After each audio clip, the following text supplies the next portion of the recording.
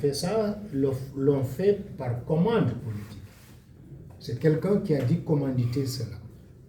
Bon, ce document, on pourra le partager avec vous par email plus tard, mais ça constitue un des papiers que la diaspora tchadienne a sorti il n'y a pas longtemps.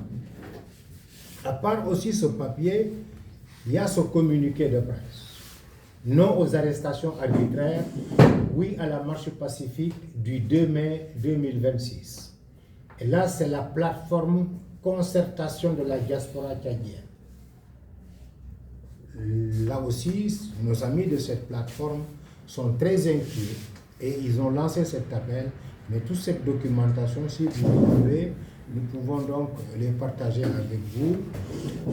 La plateforme condamne fermement les arrestations arbitraires des responsables et militants du GCAP et des leaders de la société civile, la restriction systématique de l'espace civique et politique, la tentative d'étouffer par la force une mobilisation pacifique annoncée publiquement et l'usage des institutions judiciaires et sécuritaires comme instrument de répression politique. En conséquence, elle exige la libération immédiate et sans condition du professeur Avoska Djona, qui lui aussi donc a été arrêté, des autres leaders et de toutes les personnes arrêtées dans ce contexte. Le respect du droit du peuple tchadien à marcher pacifiquement le 2 mai, la fin des intimidations, etc. Et je rappelle que quand ils ont voulu faire cette marche du 2 mai, des leaders ont été arrêtés. Et il y en a qui jusqu'à présent, depuis le 2 mai, sont encore entre les mains de la police.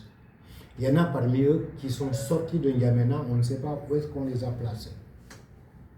Et il arrive souvent qu'on enlève des leaders hors de la capitale, 1 mois, 3 mois, on n'a plus de nouvelles. Ils disparaissent carrément.